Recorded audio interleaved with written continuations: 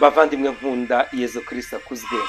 Twageze ku cyumweru cya 13 mu cyumweru mu byumweru bisanzwe by'umwaka wa liturujia. Twakomeje guhimbaza iminsi mikuru ya Nyagasani muri byumweru bitatu bishize.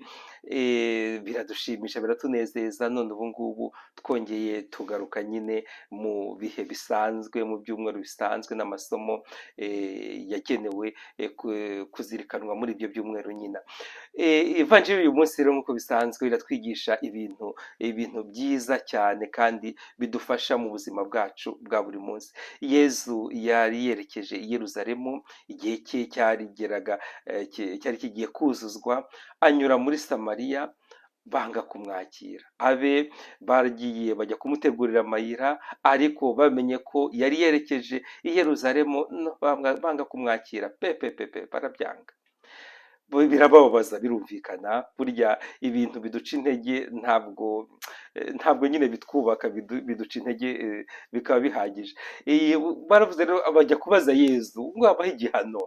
Abo bantu banze kumwakira, nawe koko abarekera aho ngaho yigendere. Ariko Yezu yabasubije abatonganya, ababwira ko atari uko bigomba kumera. Maze rero twibaza uyu munsi, ese ibintu biduca intege ni gute tubana nabyo? Ni gute tubimanaginga? Kuko hari ibintu byinshi biduca intege mu butumwa bwacu, mu buzima bwacu bwa buri munsi. Ugasanga rimwe na rimwe turajya no gusabira abandi, nyine tubasabira ibihano ku Mana, kandi ntabwo ari byo. Imana yacu ntibereyeho gutanga ibihano, ahubwo igihe cyose iradutegereza, itegereza yuko twisubiraho kugira ngo nyine tubashe kwinjira mu murongo idushakaho.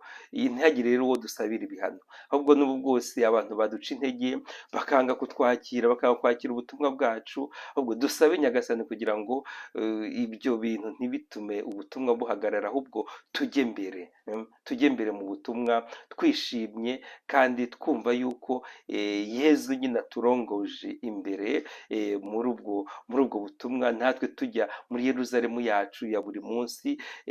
Ubutumwa Imana iduha nta na rimwe tugomba kubukora igice, ahubwo tugomba kubwuzuza neza, kuko tuzi neza ko imbaraga z'Imana ziduherekeza. Kandi ntabwo hano ari ukuvuga abantu bihaye Imana gusa, ahubwo n'abarayiki, umuryango wose w'Imana ukeneye gukora gutyo, kugira ngo usoze ubutumwa. Kandi ubutumwa bwa mbere twahawe, umuhamagaro wa mbere twahawe no kuba abatagatifu, kwitagatifuza buri wese mu buzima bwe, kumva yuko ubuzima bwawe mu kazi kawe Imana irimo, kandi ishaka ko werekana ko ugaragaza ko uri uwayo. Nibyo bintu bya mbere, kuko ahantu hose batisimu yacu, batisimu twahawe ishobora gukora. Niyo mpamvu na bariya Yezu yahamagaraga, bamwe bagashaka kujya guhamba ababyeyi, abandi none Yezu akababwira ngo reka abapfu bahambe abapfu wabo, wowe ngwino ukore umurimo w'Imana. Hari abapfu rero bahamba nyine abapfu babo, bagomba ko twebwe dufite ubuzima bw'Imana. Igihe cyose Imana turiyakiriye mu buzima bwacu, tugira ubuzima bukomeye, kandi umuhamagaro wa mbere ni uwo muhamagaro w'ubutagatifu, wo kumva yuko tugomba kubyaza umusaruro nyine batisimu twahawe. Maze rero nk'uko bisanzwe bigenda, mugende murebe ivanjiri y'uyu munsi, ni uko yanditswe na Luka, ku mutwe wa 9 kuva ku murongo wa 51 kugeza ku wa 62.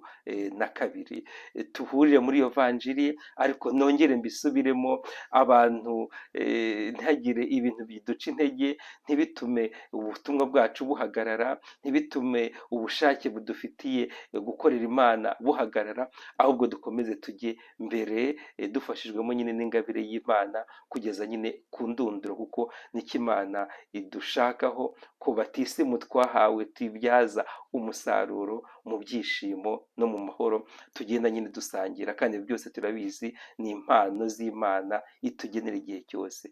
Imana rero ishobora byose nibakomeze ibarinde kandi ibahe umugisha, ku izina ry'Imana Data na Mwana na Roho Mutagatifu. Amen. Icyumweru cyiza bavandimwe.